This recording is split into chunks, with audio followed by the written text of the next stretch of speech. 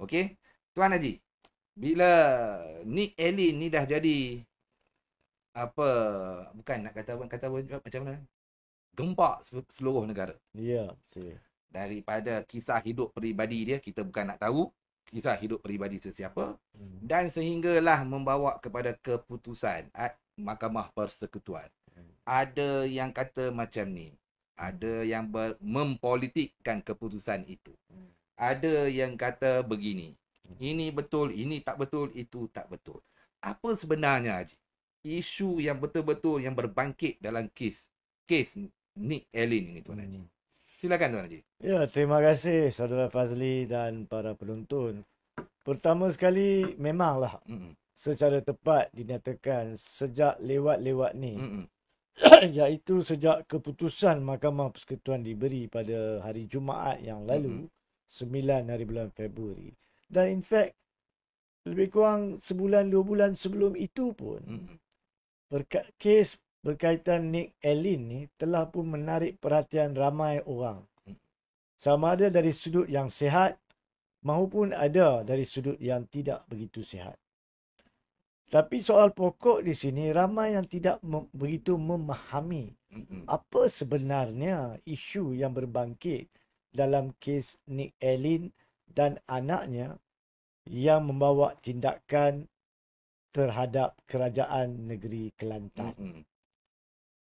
Jadi, soalan paling penting di sini adalah kalau kita nak faham tentang kedudukan mahkamah syariah, kalau kita nak faham tentang kedudukan undang-undang syariah, maka kita kena terlebih dahulu faham sedikit sebanyak sejarah Malaysia.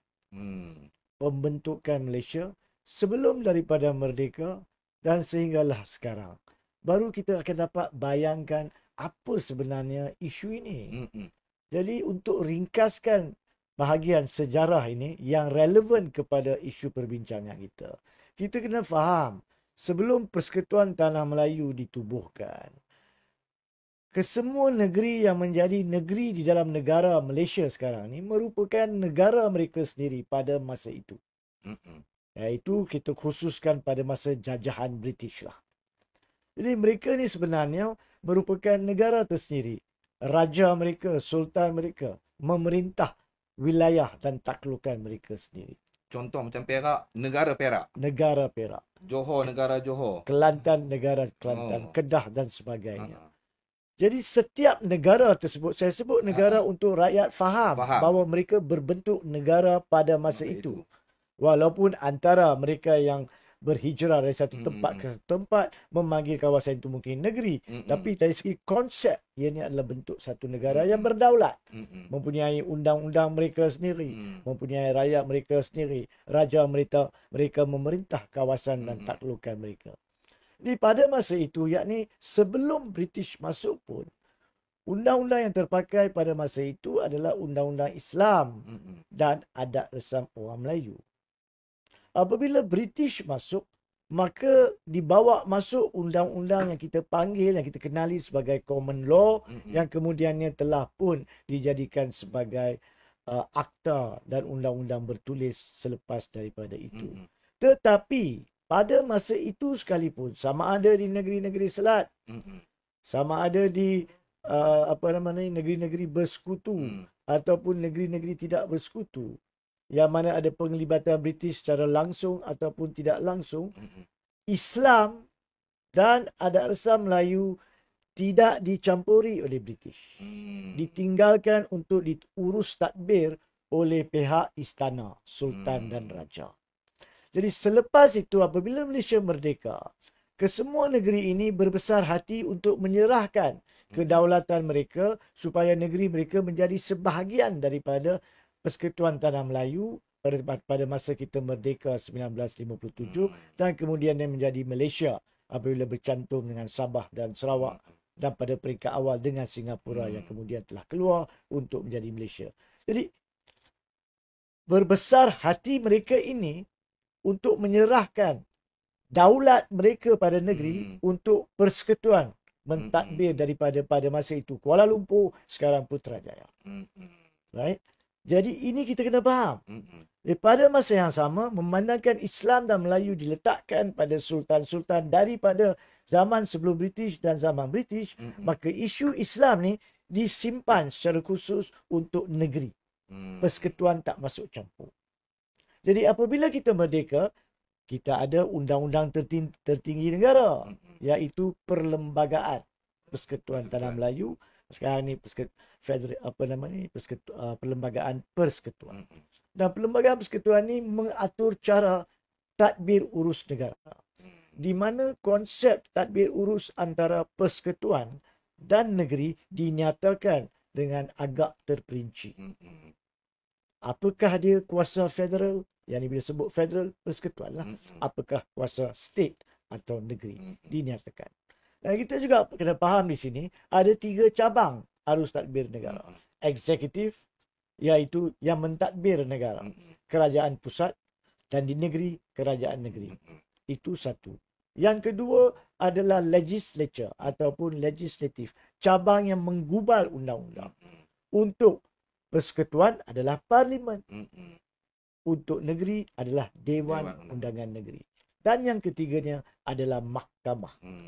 Yang akan mengurus tadbir berkaitan dengan sistem keadilan, iaitu perlanggaran mana-mana undang-undang bertulis atau mana-mana pertikaian antara individu dengan individu atau individu dengan kerajaan akan dibawa ke mahkamah. Di persekutuan, mahkamah sivil, dan secara khusus mahkamah syariah di negeri untuk mentadbir urus undang-undang Islam dan perkara-perkara yang berkaitan dengannya. Tetapi bila kita dah sebut tentang mahkamah sivil, mahkamah syariah, kita dah sebut tentang gubalan di persekutuan, gubalan undang-undang di negeri, kita kena faham pada masa kita merdeka dan perlembagaan digubal, maka ada diletakkan dengan khusus di dalam perlembagaan. Apakah dia kuasa gubalan persekutuan?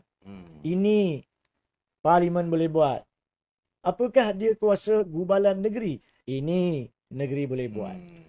Jadi untuk mengetahui siapa boleh gubal apa, kena semak senarai. Kalau persekutuan mempunyai hak menggubal perkara itu, maka negeri tidak boleh masuk campur. Tak boleh masuk campur. Tak boleh masuk campur. Begitu juga kalau negeri mempunyai kuasa eksklusif untuk menggubal perkara tersebut, contohnya Islam, maka persekutuan tak boleh masuk campur. Jangan kita lupa, kita dah sebut tadi, Islam di bawah negeri. Bila Islam di bawah negeri, bagaimanakah persekutuan nak buat undang-undang berkaitan Islam? Dia dah campur dah dalam urusan negeri. Dia dah kacau dah. Kacau dah. Itu akan diterima pakai sebagai melanggar konsep perlembagaan. Now, untuk mengetahui apakah dia kuasa gubalan persekutuan, kuasa gubalan negeri, senarai yang wujud di dalam perlembagaan terletak di bawah jadual 9. Ini perlu saya tekankan supaya siapa yang menonton boleh semak. Jadual 9 ada 3 senarai. Senarai pertama adalah senarai persekutuan. Dalam situ kita akan nampak apa yang boleh digubal oleh persekutuan satu sampai habis. Dan senarai negeri terdapat dalam senarai kedua. Okay. Senarai ketiga adalah disebut senarai bersama, concurrently. Minta maaf. Silakan Haji. Anwar Abdul Hamid, salam. Ini gag Black Friday ke Ombo? Tidak ada blacknya pada Friday sebenarnya. Dia menjadi Black Friday sebab ada orang yang tak faham dan salah faham. Sambung Haji. Saya teruskan. Jadi balik kepada senarai 1 dan senarai 2, persekutuan dan negeri ni, kita akan nampak Islam terletak ataupun gubalan undang-undang berkaitan Islam diletakkan dalam senarai negeri, iaitu senarai kedua di dalam butiran nombor 1. Di situ kita akan nampak apa dia boleh gubal. Undang-undang nikah, cerai, wakaf, masjid, perkara-perkara yang berkaitan. Dan ada satu bahagian yang mengatakan bahawa dia boleh gubal kesalahan-kesalahan jenayah yang melanggar peraturan Islam selagi ia tak terkandung dalam senarai persekutuan. Maksudnya tidak bercanggah. Itulah dia isu dia. Okay. Dan inilah menjadi isu di dalam kes Nick Allen. Oh, okey. Now, saya berhenti sekejap. Saya akan jawab soalan saudara Fazli bersama dengan huraian Nick Allen berkaitan isunya. Dalam kes Nick Allen, apa yang berlaku adalah terdapat suatu enactment jenayah syariah negeri Kelantan tahun 2019 yang telah digubal oleh Dewan Undangan Negeri Kelantan. Yang telah pun menggubal pelbagai peruntukan jenayah syariah yang dalam pandangan Dewan Undangan Negeri Kelantan adalah isu-isu berkaitan dengan peraturan agama Islam yang mereka berhak untuk gubal, maka mereka gubal. Dan daripada senarai yang ada dalam enactment 2019 ni, Nick Allen, seorang rakyat ataupun yang berasal dari Kelantan bersama anaknya, telah mencabar beberapa peruntukan daripada enactment tersebut. Dia bukan mencabar keseluruhan enactment. Dia tidak mengatakan keseluruhan enactment itu tidak sah. Dia mengatakan pada masa awal, dia mengatakan 20 daripada 50 lebih peruntukan enactment tersebut tidak sah. Kerana apa dia kata tak sah? Sebab dia kata ini ni kalau kita tengok betul-betul, walaupun ianya merupakan isu berkaitan dengan hukum hakam ataupun peraturan Islam, tapi dia termasuk sebenarnya dalam senarai persekutuan. Jadi bila termasuk senarai persekutuan, maka klausa pengecualian, preclusion clause dalam bahasa Inggerisnya, yang mengatakan boleh gubal undang-undang jenayah syariah berkaitan peraturan Islam selagi tak termasuk dalam senarai persekutuan terpakai. Oleh itu dia kata Dewan Undangan Negeri Kelantan tidak berkuasa untuk menggubal section-section berkenaan yang 20 yang mula-mula dia cabar itu. Itu sebenarnya isunya. Isunya bukan berkaitan dia mengatakan mahkamah syariahnya tidak sah. Tidak. Dia tak mengatakan hukum hakam syarak atau hukum hakam syariah tidak boleh terpakai di dalam negara Malaysia. Tidak. Ini terdapat kekilafan dalam fahaman. Kenapa saya sentuh ni saudara Fazli? Sebab saya percaya saudara Fazli pun setuju. Banyak sangat perkara yang bertular di media sosial yang bercakap berkaitan kes ini. Minta maaf saya kena nyatakan di sini. Tanpa selidikan yang betul. Tanpa usul periksa. Apakah isunya. Dan membuat kenyataan-kenyataan yang berbaur tuhmahan tentang fakta kes itu. Yang boleh mengakibatkan kekeliruan dan kecelaruan di kalangan masyarakat Muslim dan juga yang bukan Muslim. Jadi ini perlu sebagai peguam, pengamal undang-undang dan sebagai panelis untuk program kita yang boleh dikatakan hampir mingguan sekarang ni, saya bertanggungjawab untuk menjelaskan. Kerana mana-mana kekeliruan dan ketidakfahaman rakyat perlu dijelaskan supaya ia tidak berlangsung dan ia tidak memudaratkan sistem tadbir urus negara. So balik kepada kes Nick Allen. Kes Nick Allen bukan secara khusus mencabar mahkamah syariah. Kes Nick Allen bukan secara khusus mencabar keutuhan hukum hakam Islam. Dia kata pada peringkat awal 20 daripada 50 lebih peruntukan enactment syariah jenayah Kelantan 2019 tidak sah kerana apa yang digubal oleh Dewan Undangan Negeri Kelantan telah termasuk dalam senarai gubalan yang direserve untuk persekutuan. Okey, itu dah clear. Pada hari perbicaraan pertama, untuk maklumat semua, perbicaraan berlangsung 2 hari. Iaitu pada bulan Ogos tahun sudah, kemudian ditangguhkan kepada bulan 11, hari kedua, dan kemudian ditangguhkan untuk keputusan pada 9 Februari. So pada hari perbicaraan pertama, apabila peguam Nick Allen berdiri untuk memulakan hujah, dia dengan rela hati telah menyatakan bahawa Nick Allen menarik balik cabaran terhadap 2 peruntukan. Makna kata dia cuma cabar 18 lah. 2 tak cabar. Jadi 2 tu diserahkan ataupun dibiarkan sebagai peruntukan yang sah. Jadi apa yang dicabar? 18. Sekejap lagi kita akan datang. Now, apabila perkara itu berhujah kemudiannya, satu lagi perkara yang perlu saya tekankan di sini. Mereka dengan rela hati mengatakan juga, tujuan Nick Allen mencabar peruntukan yang 18 ini atas dasar Dewan Undangan Negeri Kelantan tiada kuasa untuk menggubal adalah mengguna pakai satu kes Mahkamah Persekutuan sebelum ini. Iaitu yang diputuskan pada tahun 2021. Iaitu kes Iki Putra Mubarak lawan Kerajaan Negeri Selangor pada masa itu. Iki Putra Mubarak diputuskan pada 25 Februari 2021. Now, saya berhenti sekejap untuk menjelaskan apa itu kes Iki Putra. Kena Haji. Bagi mereka faham Haji. Semua faham. Baik. Bukan kata Marhain tak faham. Pembesar-pembesar pun tak faham Haji. Dan bukan saja pembesar-pembesar dan Marhain. Ada juga antara kami peguam yang kurang faham.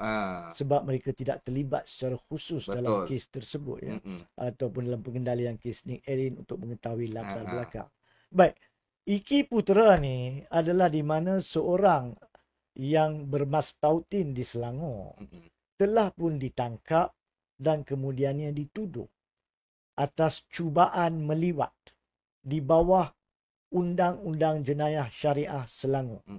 Secara khusus Seksyen 28 peruntukan di situ yang merupakan berkaitan dengan kesalahan jenayah syariah liwat. So bila dia dituduh dan didakwa di mahkamah, Iki Putra mengatakan kepada mahkamah, macam mana tuduh saya di mahkamah syariah? Sedangkan perkara ini adalah di dalam Undang-Undang Sivil Jenayah yang sudah digubal di bawah Seksyen 377 Kanun Keseksaan. Saya sepatutnya tidak ada kuasa untuk negeri dan mahkamah syariah untuk mendakwa saya di sini. Keadilan kepada saya atau kesalahan saya jika ada adalah untuk mahkamah sivil. Jadi oleh kerana itu adalah hujahnya, maka dia perlu cabar kesahihan Seksyen 28. Jadi dia yang mula-mula cabar kuasa mana-mana Dewan Undangan Negeri menggumbal Undang-Undang Islam Syariah. So apabila dicabar di Mahkamah Persekutuan, cabaran terhadap kesahihan gubalan Undang-Undang Negeri kena terus ke Mahkamah Persekutuan. Dia tak start di Mahkamah Tinggi. Dan kemudian Mahkamah Rayuan. Apatah lagi dia tak start di Mahkamah Magistrate atau Mahkamah Session. Walaupun semua ni dalam Mahkamah Sivil, dia start di Mahkamah Persekutuan, bukan di Mahkamah Tinggi sekalipun. Ya. Jadi diterus ke Mahkamah Persekutuan dengan kebenaran yang diberikan. Dan untuk pendekkan cerita bagi tujuan pemahaman sahaja, Mahkamah Persekutuan telah membuat keputusan pada masa itu 25 Februari 2021. Jadi Kelantan bukan kes yang pertama. Ini adalah kes Selangor yang pertama. Bukan Nick Allen pertama. Bukan Nick Allen yang pertama. Nick Allen sendiri mengatakan di mahkamah, saya datang sini atas keputusan Iki Putra. Berpandukan kes Iki Putra lah saya mengatakan yang 20 dan kini 18 ini tak sah.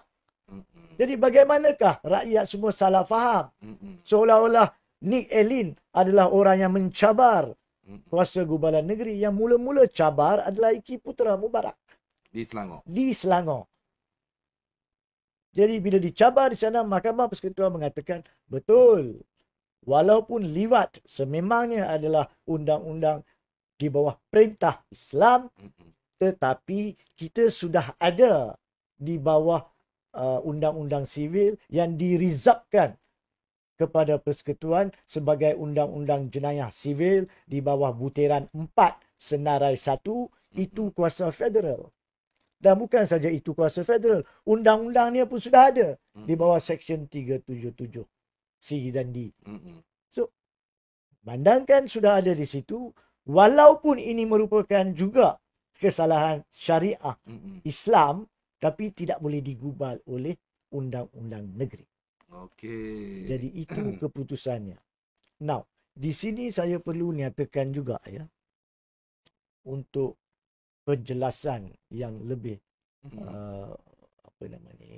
detail, iaitu apabila mahkamah mengatakan, Mahkamah Persekutuan mengatakan bahawa Dewan Undangan Negeri Selangor dalam Iki Putra dan Dewan Undangan Negeri Kelantan dalam kes Nick Allen tiada kuasa menggubal, bukannya mahkamah mengatakan undang-undang syariah itu tidak dihormati. Tidak. Betul. Okay. Mahkamah cuma mengatakan kami dari pembacaan perlembagaan yang mengasingkan kuasa gubalan negeri dan persekutuan berpendapat negeri tidak boleh gubal sebab sudah ada dalam senarai persekutuan. Jadi, satu lagi perkara yang perlu difahami rakyat adalah sama ada Iki Putra atau Nick Allen, keputusan Mahkamah Persekutuan bukannya mencabar hukum syarak. Dia mencabar kuasa gubalan negeri. Kuasa gubalan negeri. Nah, saya perlu tekankan di sini juga, lebih pada 30 tahun lalu, terdapat satu kes Mamat bin Daud. Mamat bin Daud. Mamat bin Daud daripada, saya percaya, lagi Terengganu kes tersebut, di mana ada undang-undang ditubuhkan oleh persekutuan. Ini oleh persekutuan, bukan oleh negeri. Untuk berkaitan dengan sembahyang dua masjid dan sebagainya, dua imam dan sebagainya. Atas alasan ianya boleh menyebabkan ketidakharmonian masyarakat. Ketidakharmonian masyarakat adalah kuasa persekutuan. Tetapi perkara itu telah dicabar di mahkamah. Dan pada masa itu, mahkamah berpendapat bahawa intipati undang-undang itu, peace and substance, itu perkataan yang paling penting dalam kedua-dua kes Iki Putra dan Nick Allen, adalah sebenarnya berkaitan dengan hukum Islam. Boleh semayang satu imam ke, dua imam ke, masjid dan sebagainya. Itu urusan agama Islam. Jadi persekutuan tidak boleh masuk campur dalam urusan negeri. Adakah rakyat tahu?